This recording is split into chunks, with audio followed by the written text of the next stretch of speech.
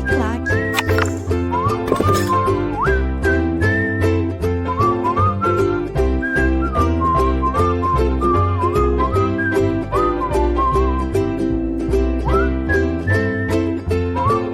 Olá, pessoal, tudo bem? Um grande abraço para todo mundo ligado aqui no LAC Concursos. Eu sou o professor Edenilson Moraes e a gente vai dando sequência ao nosso projeto pedagógico para buscar a sua qualificação, para buscar a sua aprovação, trabalhando para construir a sua aprendizagem histórica significativa, dando sequência ao nosso curso de História de Pernambuco focado na banca. E hoje a gente trata do assunto instituições eclesiásticas e a sociedade colonial. Nesta aula, portanto, iremos entender as funções da Igreja Católica, as funções dos missionários católicos em terras pernambucanas, principalmente no que tange à catequização dos povos indígenas. E iremos estudar também na aula de hoje as características da sociedade colonial. Quais eram as camadas que compunham a sociedade colonial pernambucana, os senhores de engenho, as autoridades administrativas, as autoridades eclesiásticas, as camadas médias, os profissionais liberais, os homens livres pobres, os indígenas e também os escravos. Falaremos sobre as características dessa sociedade, como é que ela se organizava, como é que ela estava distribuída, quais eram os conflitos existentes no interior dessa sociedade. Então, meu amigo e minha amiga, vocês são meus convidados para acompanhar essa aula, para conseguir ficar muito bem competitivo. Então, não se esqueça que o sacrifício é o intervalo entre o seu objetivo e a sua glória. Não tenha a menor dúvida que o seu sacrifício vai ser recompensado, a sua dedicação, o seu esforço, a sua perseverança tem muito valor, vão ter um grande resultado, vão ser um grande handicap a favor de um bom desempenho no dia da sua prova. Então vamos lá, foco total, sangue nos olhos, a faca entre os dentes, para a gente conseguir foco na aula, para a gente conseguir assimilar o máximo de conhecimento e chegar bem preparado no dia da prova. Então vamos lá, vamos começar falando sobre as instituições religiosas. Agora sim, então aí as instituições eclesiásticas.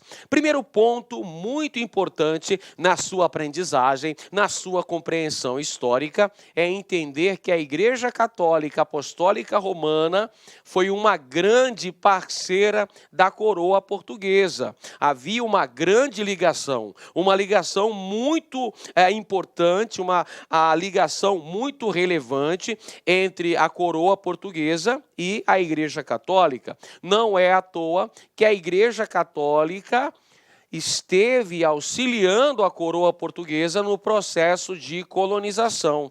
Se a gente reportar lá para a época da chegada dos portugueses ao Brasil, em 22 de abril de 1500, a esquadra comandada por Pedro Álvares Cabral trazia alguns religiosos. Dentre eles, o Frei Henrique de Coimbra, aquele que celebrou a primeira missa no Brasil. Está percebendo? Desde o início do processo de expansão marítima e comercial, desde o início da presença portuguesa nesse território, já tínhamos uma participação expressiva da Igreja Católica. A Igreja, olha só, parceira da coroa portuguesa, vai auxiliar no processo de colonização. Vale dizer também, pessoal, que a Igreja Católica estava subordinada à coroa portuguesa através do regime de padroado, ou seja, havia um controle estatal sobre a Igreja. A coroa portuguesa comandava a Igreja Católica, porque vigorava lá, em Portugal, o regime de padroado. E é lógico que a Igreja Católica tinha a função de difundir os valores do cristianismo e também os valores europeus, os valores considerados de padrão civilizatório europeu. É bom você perceber isso, pessoal, que os europeus, no caso específico que nós estamos falando, colonização brasileira, lógico, é dos portugueses. Os portugueses vêm calcados com uma mentalidade europeia, evidentemente. Então, quando eles se deparam com aqueles milhares de indígenas, eles vão encará-los de uma forma pejorativa, de uma forma discriminatória. O indígena vai ser visto como um inferior em relação ao branco europeu, considerado civilizado, ao passo que o indígena vai ser considerado primitivo, vai ser considerado como um bárbaro. Então nós temos aí o predomínio de valores europeus, dessa tendência de uma visão eurocêntrica. Presta bem atenção. Tendência de uma visão eurocêntrica. O europeu se encarando como centro do mundo. E o que está na periferia seria o bárbaro, seria o primitivo, o selvagem. Então há uma visão nesse choque de culturas, com a chegada dos portugueses ao Brasil, se deparando com os vários povos indígenas, a visão do português é de que ele é o superior, ele é o civilizado e o índio é o selvagem. Perfeito? Então a Igreja Católica vai atuar nesse contexto histórico em Pernambuco. De que maneira? Olha, a função da Igreja Católica e dos missionários religiosos que vêm para Pernambuco a partir do século XVI é de promover a conversão dos povos indígenas, de promover ali a catequização indígena. Essa é a grande função, esse é o grande objetivo da Igreja Católica para promover uma colaboração, um auxílio ao projeto de colonização implantado aqui em Pernambuco pela coroa portuguesa. Com isso, temos já no século XVII a implantação da prelazia de Pernambuco, em 1614, melhor dizendo, pessoal. Em 1614, temos a criação da prelazia de Pernambuco e pouco tempo depois, já no final do século XVII, temos o estabelecimento do Bispado de Pernambuco. O primeiro bispado que existiu no Brasil foi o Bispado de Salvador. Os senhores bem lembram que Salvador foi a primeira capital do Brasil, fundada por Tomé de Souza lá em 1549, e ele trouxe o primeiro bispo do Brasil, o bispo Dom Pero Fernandes Sardinha, aquele mesmo que foi devorado pelos índios caetés em ritual de antropofagia. Pois é, Pernambuco também ganhou o seu bispado, mas isso demorou um pouquinho mais. Foi em 1676. E a religiosidade, evidentemente que tivemos o predomínio do catolicismo, até porque o catolicismo era a religião oficial da coroa portuguesa. Agora veja, presta bem atenção, houve o predomínio do catolicismo. Isso significa que foi a única religião existente em Pernambuco, nesse contexto ali dos séculos, do século XVI, século XVII, aquele período todo XVIII? Não. Definitivamente não. Nós tivemos outras práticas religiosas. Que outras práticas religiosas nós tivemos aí, professor? Olha só, pessoal, nós tivemos as práticas religiosas dos indígenas, porque pensa bem, olha só, no processo de conversão dos povos indígenas não foi uma tarefa fácil. Houve constante resistência dos povos indígenas. Muitos deles não aceitavam a conversão ao cristianismo. Continuaram a existir práticas religiosas ligadas aos indígenas e até eles criaram um certo sincretismo religioso também como forma de resistência. E além disso, meus amigos, nós não podemos esquecer também das manifestações religiosas de matriz africana. Pois é. Os milhares de negros africanos escravizados que vieram para o Brasil já possuíam a sua identidade religiosa.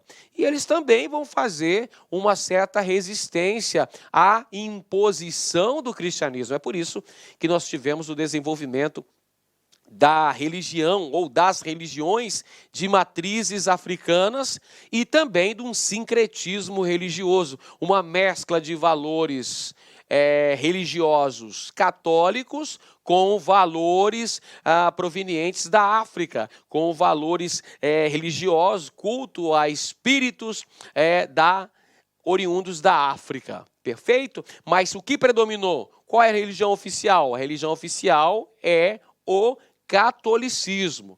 Por uma razão bem simples, pessoal. A Igreja Católica estava atuando no auxílio da colonização. Se a coroa portuguesa era católica, evidentemente que a colônia deveria ser convertida ao catolicismo. A religião oficial da colônia, o catolicismo, o que não quer dizer em nenhum momento que foi a única religião.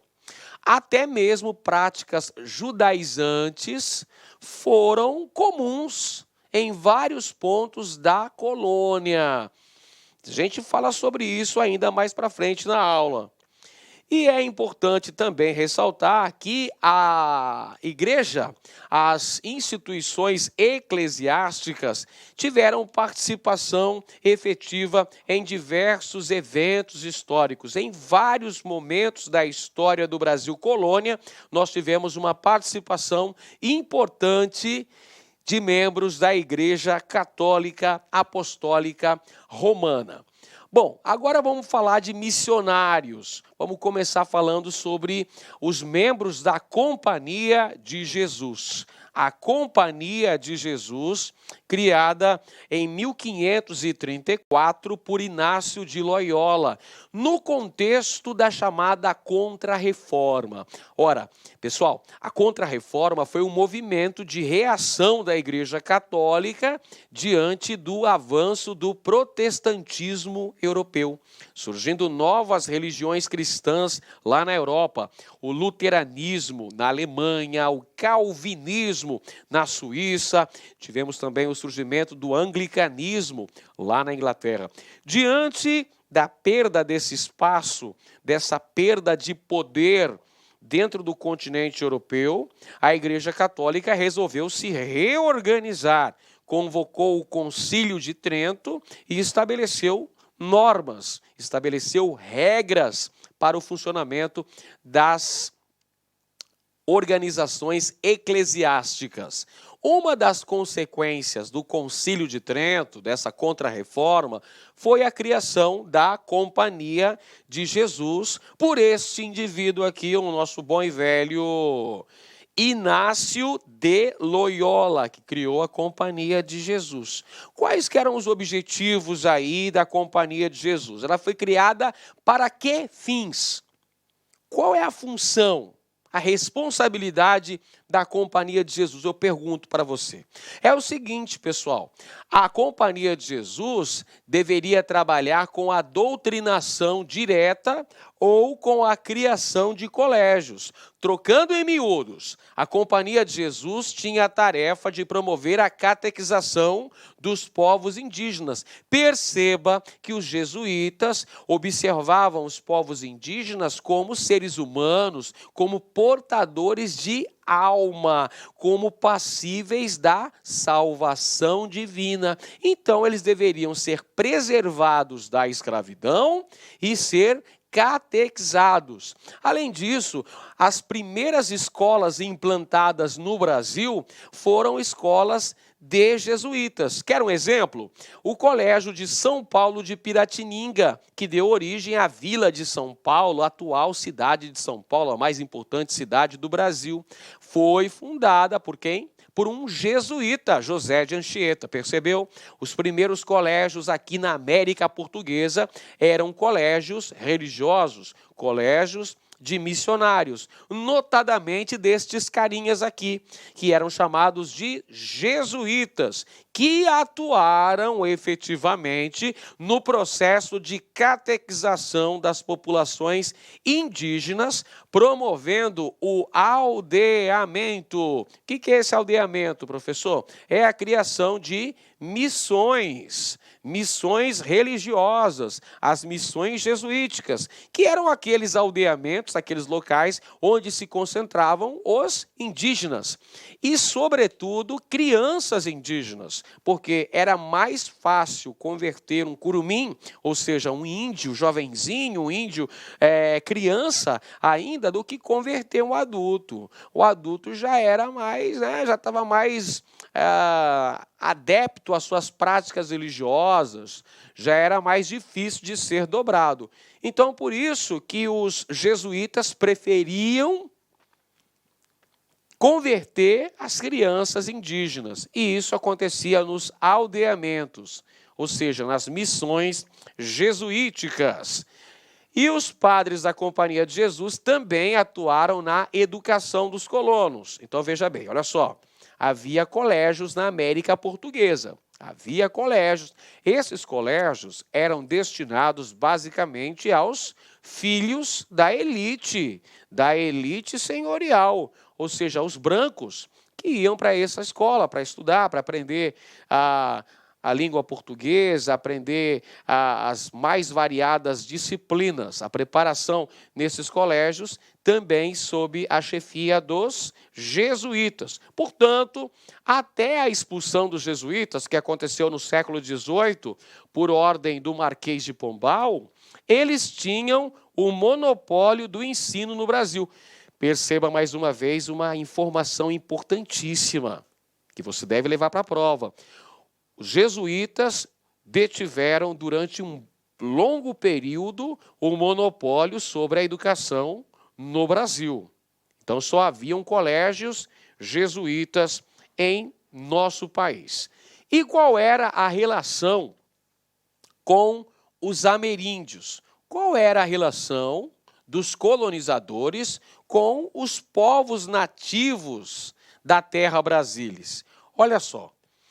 Os padres jesuítas, os missionários, atuavam na conversão dos povos indígenas ao cristianismo, promovendo dessa maneira uma espécie de desagregação sociocultural. Significa que gradativamente o índio perdia parte de sua identidade cultural.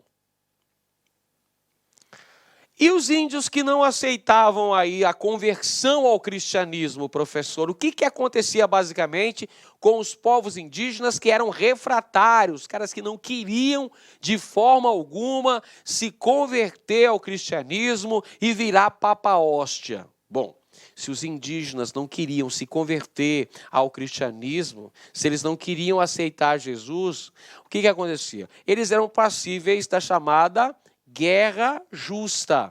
A guerra justa vai se voltar contra os povos indígenas que eram considerados hostis.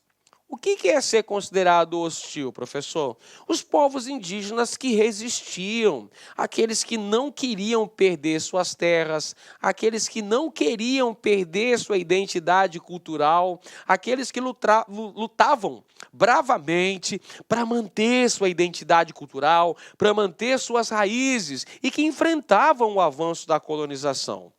Contra estes indígenas, pessoal, sabe o que aconteceu? A chamada guerra justa, que era um mecanismo jurídico implementado pela coroa portuguesa, implantado pela coroa portuguesa, que previa o ataque a esses grupos indígenas, previa o extermínio ou a escravização desses povos. Ou seja, autorizava-se legalmente o genocídio desses povos indígenas. Está aqui, ó, escravização e extermínio desses povos indígenas que eram considerados hostis. Eles só eram considerados hostis porque resistiam ao avanço da colonização. Esses indígenas eram mais duros na queda, não é mesmo? Ou seja, eles não aceitavam a conversão ao cristianismo, eles atacavam grupos de colonos que entravam em suas terras, eles praticavam saques, roubos, cometiam assassinatos e, principalmente, também praticavam a antropofagia. Então, eram alvos da justiça portuguesa através da guerra justa. Percebeu aqui o caráter dúbio, o caráter paradoxal da legislação em relação aos índios? Se os índios aceitassem a conversão ao cristianismo, eles deveriam ser preservados da escravidão. Porém, se eles promovessem atos de resistência, considerando-se como hostis, eles seriam alvo da ira da justiça portuguesa, que promoveria guerra justa para a destruição desses povos indígenas. Outro aspecto importante ao se analisar as organizações eclesiásticas estabelecidas no Brasil, com destaque para a capitania de Pernambuco, nós tivemos a presença dos visitadores, os visitadores do Tribunal do Santo Ofício, ou seja, da temível Inquisição da Igreja Católica, que vinha para a América Portuguesa justamente para promover a prevenção das heresias. O que eram heresias? Eram práticas religiosas consideradas ofensivas à doutrina católica.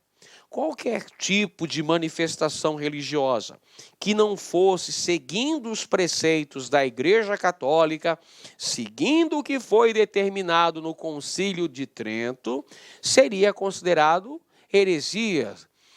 Por exemplo, a prática da magia, a prática de religiões judaizantes, a prática de sodomia, ou seja, de homossexualidade, todas essas aí eram consideradas heresias e eram passíveis dos castigos implantados pelos visitadores. Castigos que iam desde penas comuns ao degredo, até mesmo a morte na fogueira, pessoal. Perfeito? Então, vieram visitações da Inquisição em alguns pontos da colônia, como na Bahia, em Pernambuco, por exemplo. Então, eles vinham para combater essas heresias, para tentar implantar manuais de orientação do comportamento do indivíduo. Ou seja, era a tarefa dos inquisitores tentar controlar a vida cotidiana e a própria sexualidade dos indivíduos. E como é que era conseguido isso? Como é que eles tentavam realizar essas práticas? Através da confissão e através da delação também, porque qualquer indivíduo poderia ser delatado. E se fosse delatado, teria que explicar muito bem, né? Teria que explicar que focinho de porco não é tomada para os inquisidores. Explicar toda essa situação. Então, houve a visitação da Inquisição na América Portuguesa. Agora, presta bem atenção. Não houve o Tribunal do Santo Ofício aqui no Brasil. Não houve. O Tribunal do Santo Ofício estava lá em Portugal, lá na metrópole. Os chamados autos da fé, aquelas grotescas cerimônias onde seres humanos eram queimados vivos, né? Faziam um churrasquinho de gente lá na Europa e uma multidão se acotovelava para assistir esse espetáculo bizarro. Isso aconteceu lá na Europa. No Brasil, nós tivemos visitações desses inquisitores que vinham lá colher informações sobre o comportamento, sobre a vida cotidiana, sobre a sexualidade, sobre as práticas religiosas dessas populações, procurando combater as heresias, as práticas judaizantes, as práticas de homossexualidade, combater o adultério, prostituição e tudo mais. Beleza? Muito bem, pessoal. Agora a gente fala sobre a relação entre indígenas e colonizadores aqui em terras pernambucanas. Como é que será que ocorreram essas relações? Esse convívio, porque, veja bem, para se consolidar a colonização, tivemos, inegavelmente, uma relação, uma troca, um intercâmbio entre colonizadores e povos indígenas. E como é que foi essa relação? Primeiro ponto importante é compreender que os povos indígenas não possuíam um caráter homogêneo do ponto de vista étnico e linguístico. Primeiro ponto importantíssimo que você deve saber, porque a banca pode te perguntar isso no dia da prova. Havia uma grande diversidade étnica e até linguística entre os povos indígenas. Você já aprendeu em aulas anteriores que os indígenas estabelecidos no litoral eram os tupis. E os indígenas que estavam mais para o interior, que estavam mais para o sertão, eram chamados genericamente de tapuias. Isso significa que não havia uma homogeneidade entre esses povos indígenas. Pelo contrário, havia uma diversidade de povos indígenas. E é importante ressaltar a questão dos conflitos. Havia constante ocorrência de conflitos. Tanto conflitos envolvendo povos indígenas, você se lembra muito bem que nós falamos em aulas anteriores que a prática da guerra era uma atividade considerada importantíssima para várias nações indígenas no Brasil. Então havia tanto conflitos envolvendo os próprios povos indígenas, porque este era um padrão cultural, uma forma de relacionar que eles tinham naquele momento histórico, né? E tínhamos também conflitos envolvendo indígenas e colonizadores. Muitas vezes, os indígenas atacavam os colonizadores. Por exemplo, vamos lá, vamos analisar os tupis. Os tupis que estavam localizados na costa do Brasil. Qual foi a relação dos tupis com os colonizadores? Os tupis se dividiram. Alguns deles se associaram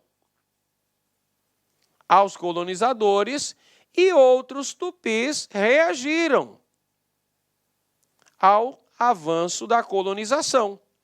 Perfeito? Alguns tupis, então, se associaram à coroa portuguesa, perceberam ali que os portugueses tinham um poderio militar mais letal, vamos dizer assim, mais poderoso, e se aliançaram a eles.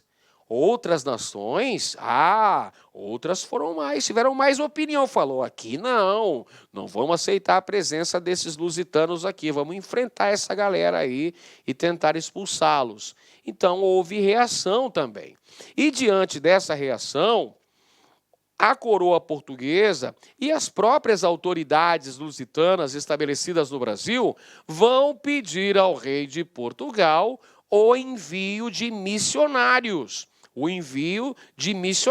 Por quê? Vão pedir o envio de missionários para Pernambuco. Cara, presta bem atenção, estava acontecendo conflitos, haviam grupos indígenas ali bem hostis à presença portuguesa. Então esses administradores, até mesmo esses senhores de engenho, acreditavam que a vinda de missionários religiosos poderia promover a chamada domesticação dos povos indígenas. Ou seja, a pacificação poderia ser alcançada mediante uma doutrinação.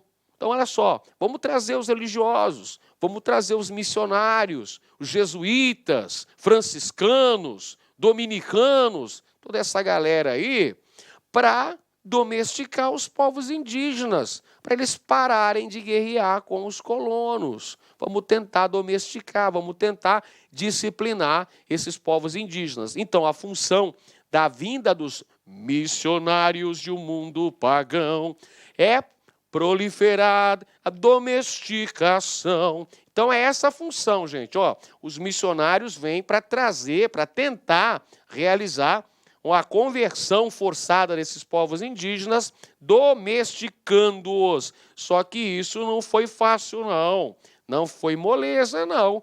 Não foi melzinho na chupeta, porque os indígenas resistiram bravamente, pessoal.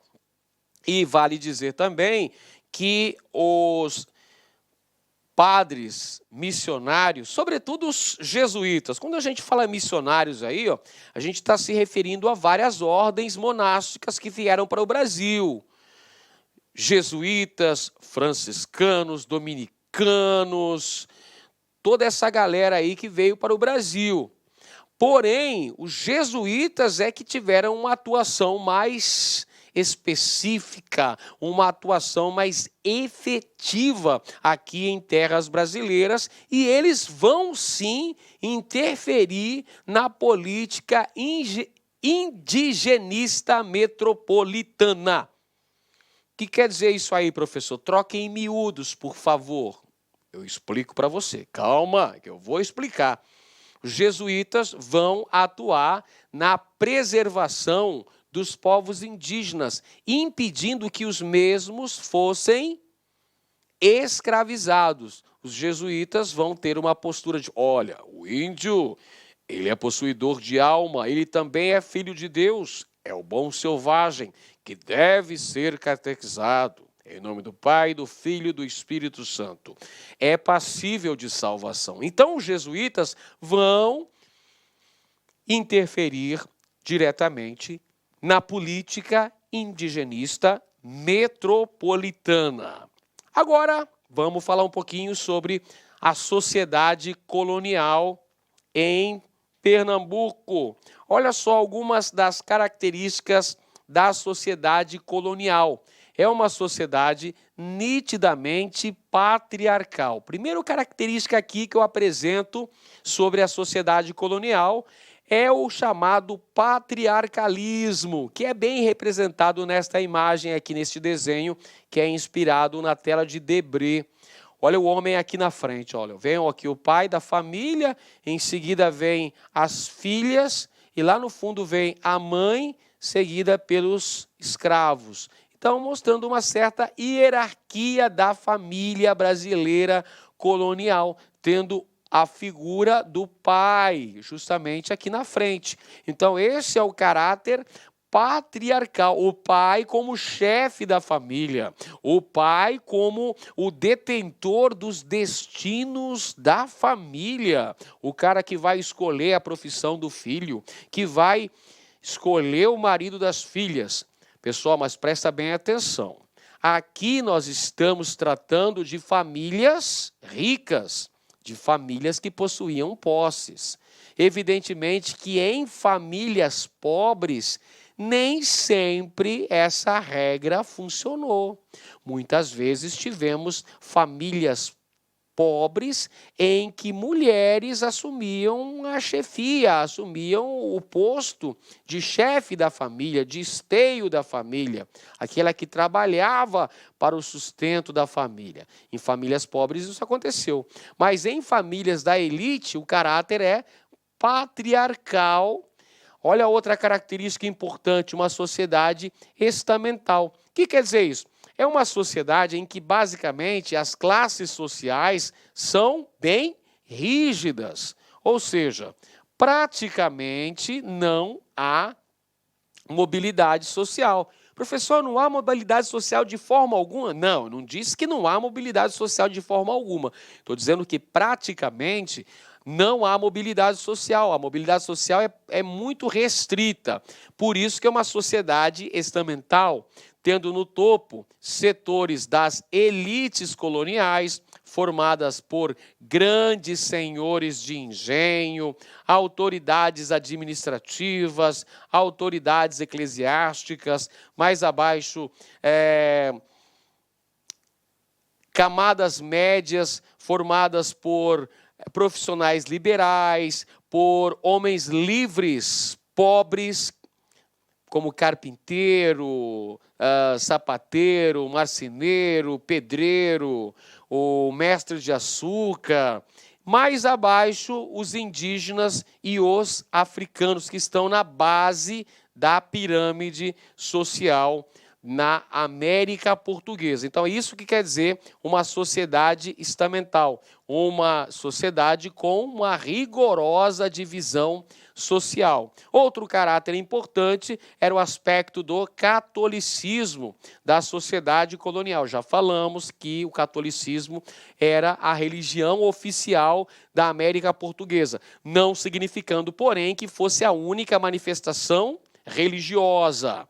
O campo era considerado o centro dinâmico da economia. A economia girava em torno de atividades agrícolas. Qual era a principal mesmo? A principal era a produção de açúcar, o cultivo de cana-de-açúcar para o beneficiamento da produção, gerando açúcar e seus derivados. Então, o campo era o centro dinâmico da economia, porém, as vilas e cidades eram responsáveis pela fiscalização, pela cobrança dos tributos devidos à coroa portuguesa e também para o escoamento da produção. Você está ligado aí que a produção de açúcar em Pernambuco visava o mercado internacional. Então havia o escoamento dessa produção que era feito no litoral.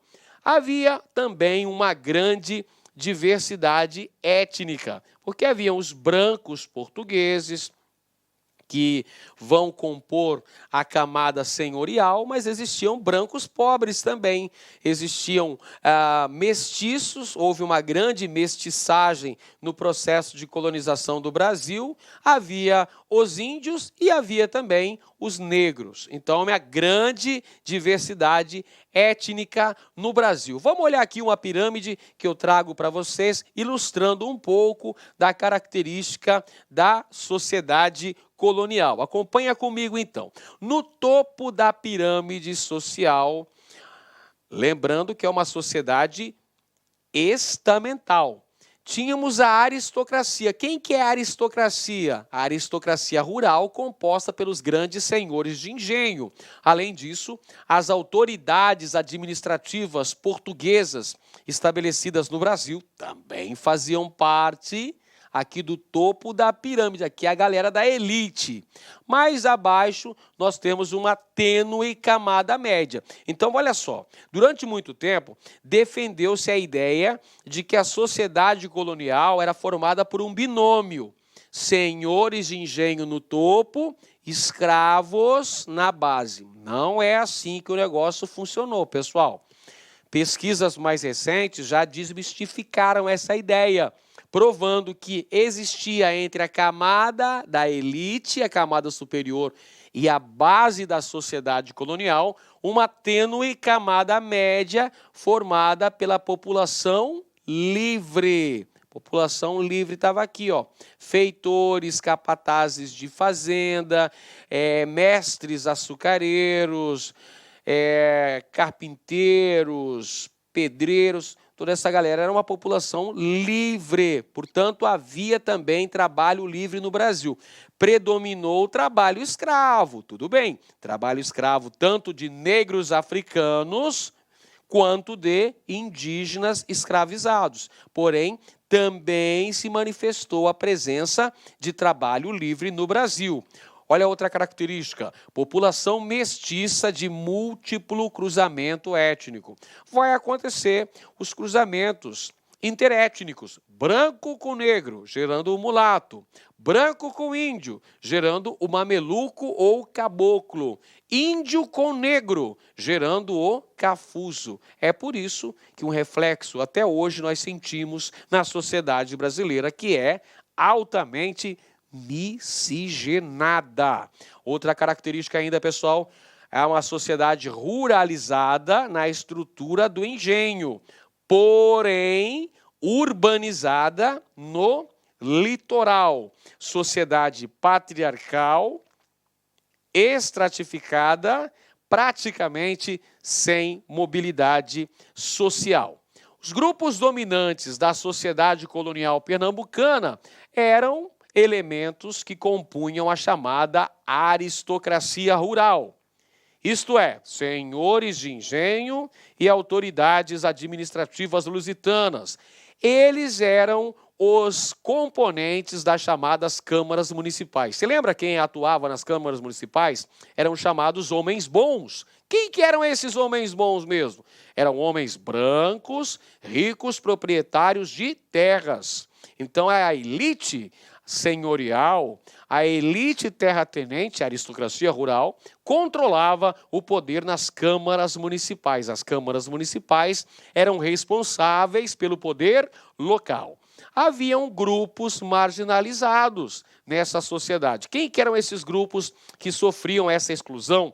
Sofriam essa marginalização social. Aqui estão eles: pobres, vadios, judeus, ciganos, todos esses eram marginalizados na sociedade pernambucana. E tínhamos também escravos, prostitutas, libertos ou forros. Toda essa galera aqui eram setores marginalizados na sociedade pernambucana. E a educação superior? Quem é que podia virar doutor nessa época? A educação superior era privilégio dos filhos da elite senhorial.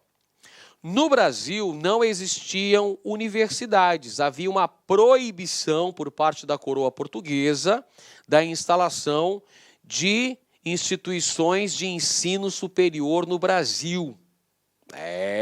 Não podia ter universidade no Brasil, era uma proibição régia de Portugal.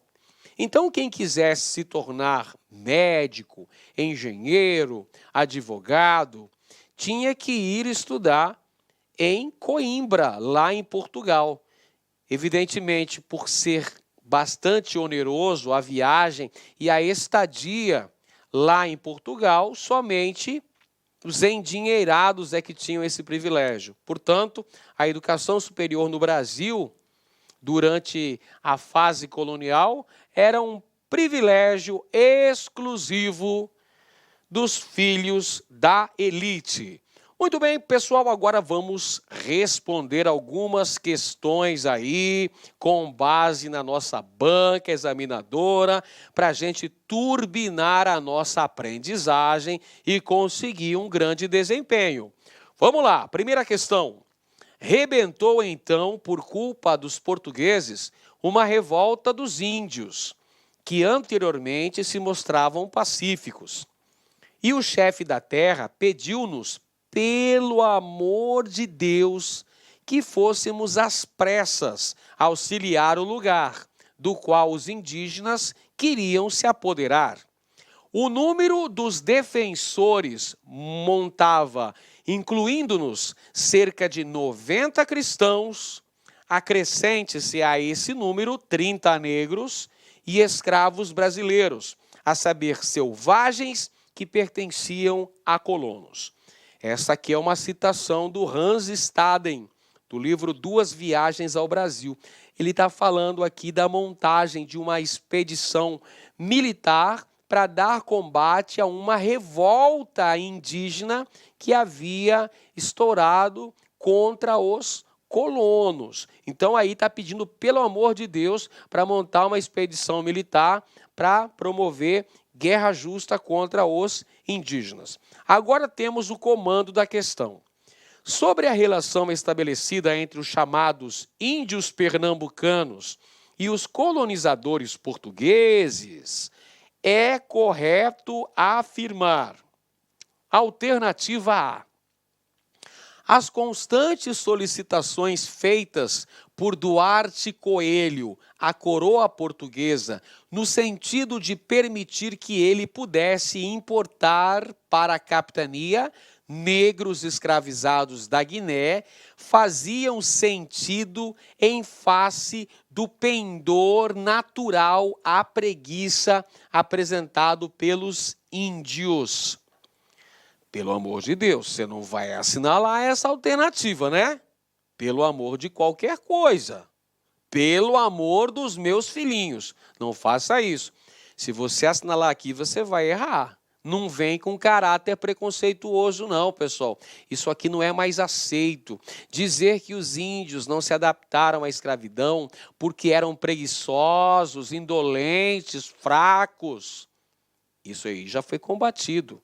Na verdade, houve a substituição da mão de obra indígena pela mão de obra negra africana, porque o tráfico negreiro era uma atividade extremamente lucrativa para a coroa portuguesa. É por essa razão que houve a vinda de milhões de africanos na condição de escravos aqui para a América.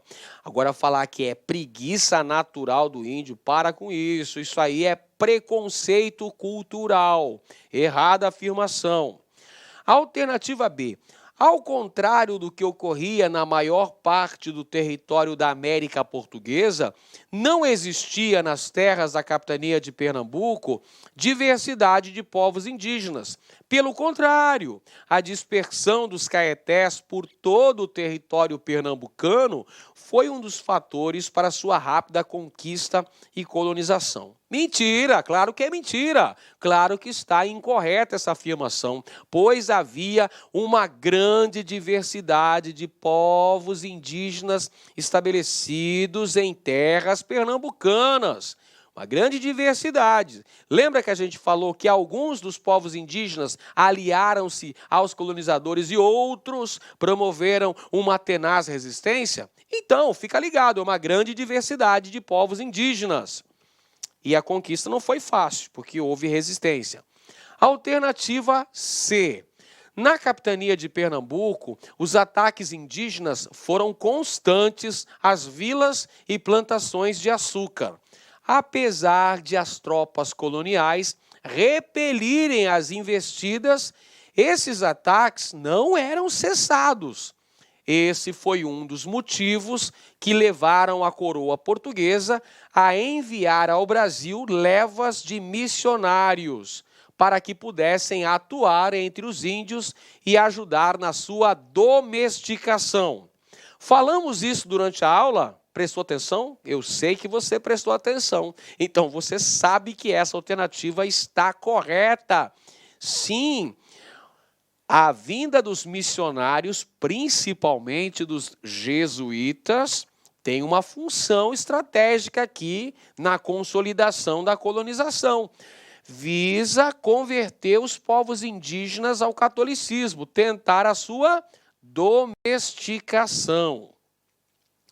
Alternativa D, os inúmeros contatos que os europeus cristãos estabeleceram com os povos indígenas a partir de um determinado momento da colonização foram mediados por uma lógica colonizadora de opressão, imposição, negação impostas pela superioridade dos colonos portugueses. Essa era tamanha que não permitiu o desenvolvimento de qualquer forma de resistência indígena. Pessoal, é claro que essa afirmação está incorreta. Ela veio correta até um ponto. Finalzinho aí desandou a maionese. Quando ela fala aqui, ó, que essa tamanha superioridade dos portugueses em relação aos povos indígenas não permitiu o desenvolvimento de qualquer forma de resistência indígena. Gente, nós estudamos na aula passada a Guerra dos Bárbaros. Está lembrado disso? Que foi um conjunto de batalhas de vários povos que foram resistentes ao avanço da colonização na região do sertão, no contexto ali do desenvolvimento da pecuária no Nordeste brasileiro. Então, houve resistência. É claro que os portugueses se sentiam superiores. Não quer dizer que eles eram superiores, pessoal. Hoje a antropologia desmente isso. As culturas, elas são diferentes, mas não dá para elencar assim, uma hierarquia cultural. Cultura é diferente. É que os povos europeus estavam ali assentados na tendência do eurocentrismo. Então, O eurocentrismo coloca a Europa no centro do mundo, então o que não é centro é periferia. Periferia é inferior, na opinião preconceituosa, na opinião aí dos portugueses. Eles, claro, se sentiam mais inteligentes, mais fortes, mais desenvolvidos, mais civilizados. Eles se sentiam superiores aos índios. Mas isso não impediu que ocorresse atos de resistência por parte dos povos indígenas. Alternativa E, a história das relações sociais entre os missionários franciscanos e indígenas na capitania de Pernambuco revela a existência de inúmeros contatos ao longo do período colonial. Mais preocupados com a catequese dos povos indígenas, não exerceram nenhuma influência política indigenista adotada pela metrópole. Errada afirmação também, pessoal. Essas ordens monásticas que vieram para o Brasil, jesuítas, beneditinos, franciscanos, dominicanos, eles tinham um certo peso político e negociavam com autoridades coloniais quanto ao exercício da política indigenista, principalmente no combate à escravização dos indígenas, porque muitos desses missionários queriam catequizar esses povos indígenas, a exemplo dos nossos bons e velhos jesuítas. Beleza? Muito bem, vamos para a próxima questão, olha só. A história das relações sociais entre jesuítas e indígenas revela a existência de inúmeros contatos ao longo do período colonial, os quais são feitos, desfeitos e refeitos constantemente, não só graças à multiplicidade de culturas indígenas que os cristãos se confrontariam, mas também à inconstância dos selvagens, que os padres imputariam como característica marcante dos ameríndios.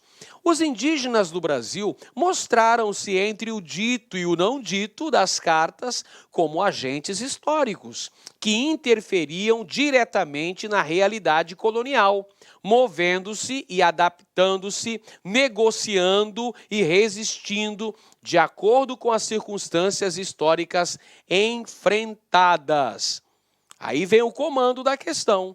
Mediante o contexto descrito, podemos inferir que a ocupação das terras americanas e o desenvolvimento produtivo da colônia estavam intrinsecamente dependentes do quê?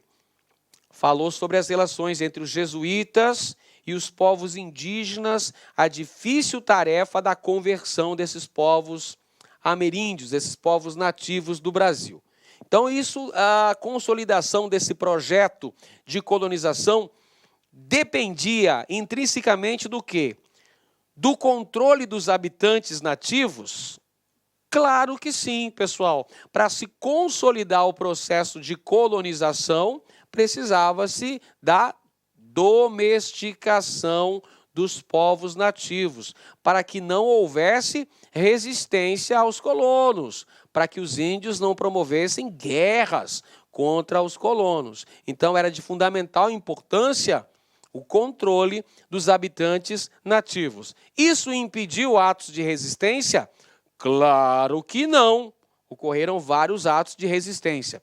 Alternativa B, da liberdade religiosa promovida pelos jesuítas. Como liberdade religiosa, se eles queriam converter os índios ao catolicismo? Não havia uma religião oficial no Brasil? Havia. Qual era essa religião? Religião católica. Letra C, da falta total de resistência por parte dos nativos. Não. Ocorreram vários atos de rebeldia, vários atos de resistência dos povos nativos. D, do apoio dos escravos africanos no domínio dos índios. Não tem nada a ver, pessoal. Não houve esse apoio aqui. Muito pelo contrário, até porque os negros africanos estavam em condições também muito ruins. O trabalho compulsório, o trabalho escravo. E a alternativa E, da concordância passiva dos índios na conquista das terras. Nada disso. Nem todos aceitaram a dominação. Muitos preferiram morrer de pé do que viver de joelhos. Mais uma questão aqui importante da nossa banca. Você está percebendo aqui questões focadas, evidentemente, para otimizar a sua aprendizagem, para que você chegue competitivo no dia da prova. Na colonização da América, a atuação dos jesuítas foi decisiva em muitos aspectos para assegurar o domínio europeu. Com relação à atuação dos jesuítas no Brasil, pode-se afirmar, atenção, alternativa A, olha para cá, protegeram em algumas situações os índios da exploração dos colonos portugueses. Sim, os índios que aceitavam a conversão, que aceitavam se tornar cristãos, eram protegidos da escravização por parte dos jesuítas.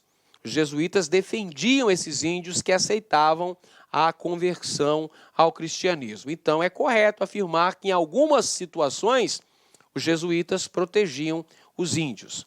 Letra B. Não conseguiram se destacar politicamente, sendo apenas religiosos. Muito pelo contrário, pessoal. Os jesuítas tiveram uma atuação importantíssima nos campos político-administrativos. Os jesuítas, por exemplo, empreenderam diversas missões religiosas, em algumas delas, por exemplo, como foi o caso da região amazônica, os jesuítas exploravam drogas do sertão utilizando mão de obra indígena. E lá no sul do Brasil, na região de Sete Povos das Missões, havia milhares de cabeças de gado, havia a criação de gado, houve o desenvolvimento da pecuária sob o comando dos jesuítas, que lá catequizavam os índios guaranis. C. Se restringiram ao trabalho da catequese nos engenhos de açúcar. Não, acabei de falar que os jesuítas também trabalharam na exploração das drogas do sertão, na Amazônia, e também na pecuária lá em Sete Pueblos de las Missões, hoje Rio Grande do Sul. D. Não se envolveram com os índios em São Vicente defendendo os colonos. Não, os jesuítas tiveram a função de defender os povos indígenas contra a escravização. E letra E. Acumularam bens materiais, embora nunca apoiassem a escravidão.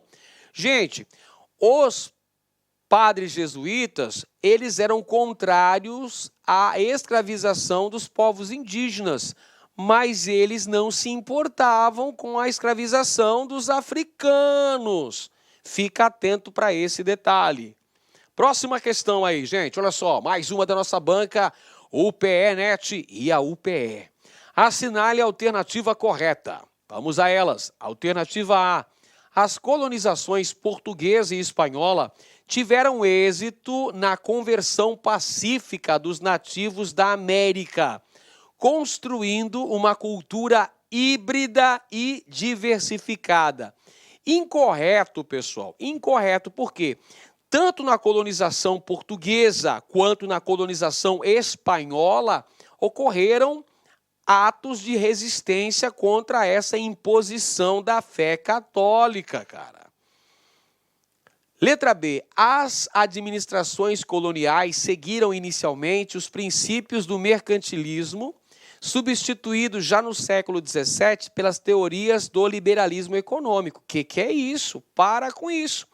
As teorias do liberalismo econômico surgiram lá com Adam Smith, mais para frente, século XVIII. E essa tendência do liberalismo só pode ser visualizada no Brasil depois que nós tivemos a abertura dos portos às nações amigas em janeiro de 1808, quando Dom João e a família real portuguesa se instalou no Brasil. Então, fora de contexto, completamente anacrônica essa alternativa. Alternativa C. A presença da Igreja Católica foi fundamental nas colônias portuguesas, ajudando na montagem da dominação e garantindo um suporte religioso importante. Legal, certíssimo, pode assinalar. Marca essa aí que é gabarito. A presença da Igreja Católica foi de importância vital na consolidação do processo de dominação e colonização das terras americanas, usando então a religião como um suporte importante de doutrinação. Letra D, o ouro foi a grande riqueza da América Portuguesa, livrando a metrópole de dívidas e garantindo o ressurgimento do Império Português. Incorreta essa afirmação aqui, pessoal, porque o ouro só foi descoberto no século XVIII. A grande riqueza, que era o produto principal dentro das exportações da América Portuguesa, a cana-de-açúcar. O açúcar era o grande produto a ser exportado. E letra E, finalmente, os modelos administrativos coloniais foram centralizadores e incentivaram a prática da escravidão, mas deram certa autonomia às colônias para organizarem sua economia. Nada disso! Você sabe muito bem que vigorava o tal do Pacto Colonial. O Pacto Colonial era o denominado exclusivo metropolitano, o direito exclusivo da coroa portuguesa de explorar as riquezas no Brasil. Mais uma questão chegando aí, pessoal. Padrão UPE-NET. E a UPE, vamos que vamos, sem perder o foco. No Brasil, a sociedade colonial foi marcada pela dominação de preconceitos e pelo poder do catolicismo. Essa sociedade, vamos lá, alternativa A, era sustentada pelo trabalho escravo, vírgula, não havendo mão de obra livre em nenhum setor da economia. Eu falei isso na aula de hoje, galera. Diz para mim, toda sinceridade, olho no olho, eu falei sobre isso na aula de hoje? Não. A mão de obra escrava era a principal utilizada no Brasil.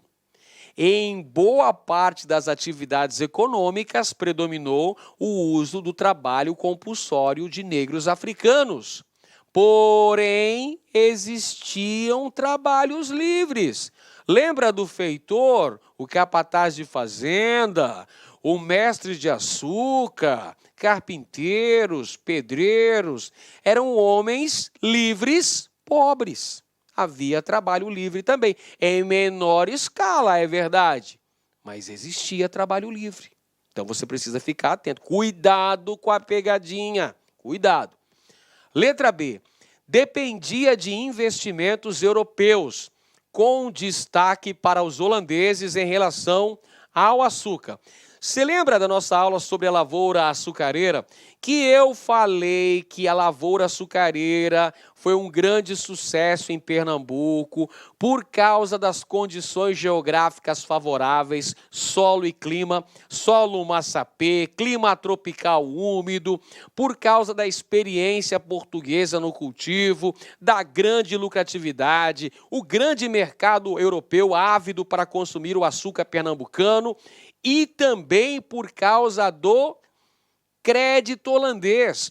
Os holandeses financiavam a produção, os holandeses transportavam o açúcar, refinavam o produto, distribuíam o açúcar na Europa. Portanto, a produção colonial de cana-de-açúcar no Brasil, a produção de açúcar dependia diretamente de investimentos europeus, com destaque para os flamengos e batavos, ou seja, para os comerciantes holandeses. Então, a alternativa correta, letra B de bola. A letra C tem o seguinte, aceitava o trabalho escravo como base de produção até o começo do século XIX. Pessoal, o trabalho escravo foi a base da produção? Foi sim, professor. Mas esse trabalho escravo, ele se estendeu só até o começo do século XIX? Não, professor, é claro que não. A abolição da escravatura no Brasil só aconteceu no ano de 1888, ou seja, na fase final do século XIX, quando a princesa Isabel assinou no dia 13 de maio a Lei Áurea. Alternativa D. Submetia-se às ordens da metrópole sem haver rebeliões políticas ou movimentos sociais. Vem cá, não aconteceram rebeliões políticas ou movimentos sociais aqui na América Portuguesa?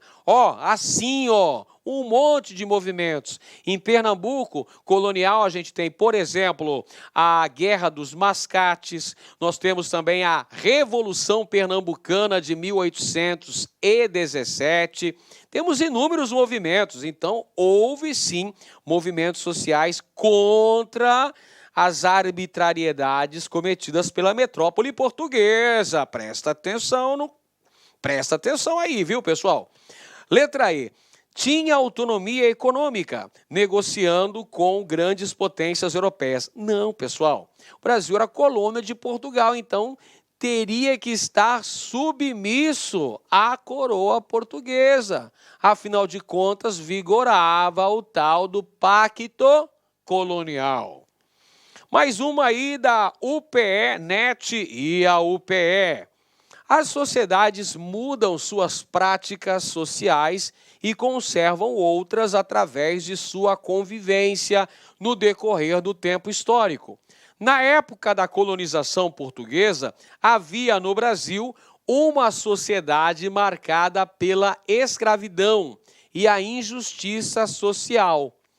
Nos engenhos produtores de açúcar, alternativa A, predominava o trabalho escravo e o poder dos proprietários sem a interferência da religião, ausente do núcleo de dominação. Gente, a religião estava presente em todos os setores aqui na América Portuguesa. Lembra mais uma vez da nossa aula sobre a lavoura açucareira, que eu falei que no engenho tinha a capela, local onde eram realizadas cerimônias religiosas, as missas, os batizados, os casamentos e até os funerais? Sim, é verdade. Então havia interferência da religião também nesses núcleos de dominação. Letra B. Havia mais liberdade social do que nos centros urbanos, devido à presença de núcleos de trabalho livre em quantidade expressiva. Onde, meu amigo? No engenho, a mão de obra principal era escrava. A mão de obra nas plantações de cana-de-açúcar, nas instalações do engenho, era predominantemente mão de obra escrava de africanos. Letra C. Permaneciam relações de poder patriarcais na vida social, sendo a riqueza produzida importante para Portugal e sua colonização. Pronto, está aí a nossa resposta correta. Relações patriarcais de poder, produção de riqueza que alimentava a coroa portuguesa, a exportação de açúcar. Letra D, mantinham-se práticas sociais hierarquizadas para que os escravos, havendo liberdade para as mulheres. Nada disso, pessoal. Uma sociedade patriarcal, uma sociedade machista, uma sociedade em que o homem tem mais poderes. As mulheres tinham restrições, muitas restrições mesmo. Lembre-se que é uma sociedade de cunho patriarcal. Letra E, existia uma participação dos valores do catolicismo numa luta cotidiana contra a escravidão dominante nas relações sociais. Que mentira essa daí. Os jesuítas não estavam nem se lixando para a escravização dos negros. Eles só não queriam a escravização dos índios, dos negros. Eles lavavam as mãos que nem Pilatos, lavaram as mãos, não se importaram com a escravização dos negros.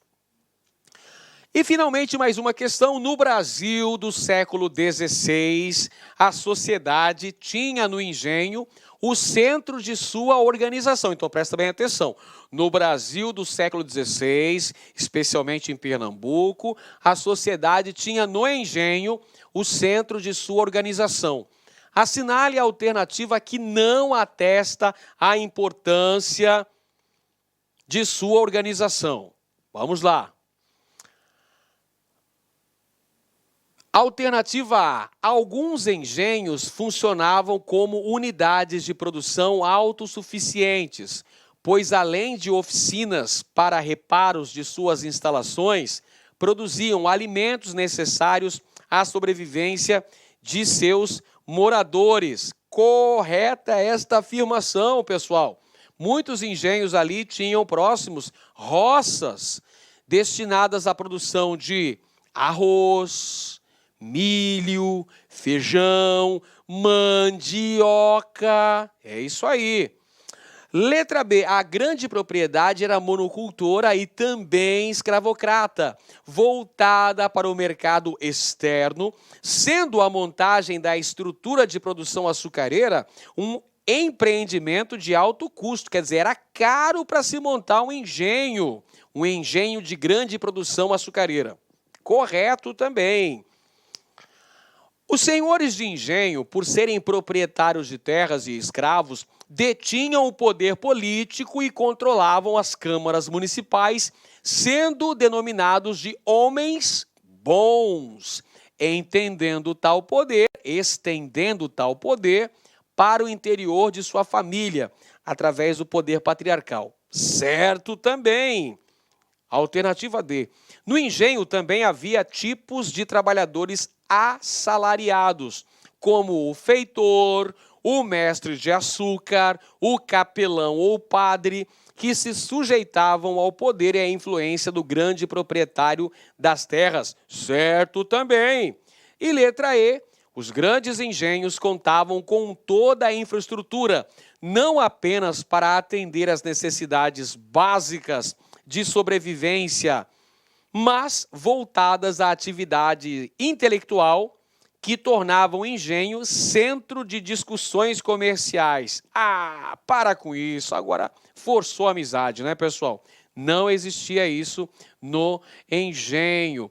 Lembra aí, pessoal, que os padres jesuítas monopolizavam a educação colonial. E a educação superior só era possível para quem tivesse cascalho, para quem tivesse din-din para pagar, para custear a ida do filho estudar em Portugal, na Universidade de Coimbra. Perfeito? Então essa está errada. Assinala a letra E, pessoal. Gente, é o seguinte, cedo ou tarde, seu esforço será recompensado. Confie. Grande abraço a todos e te vejo na próxima aula, hein? Valeu! Clique lá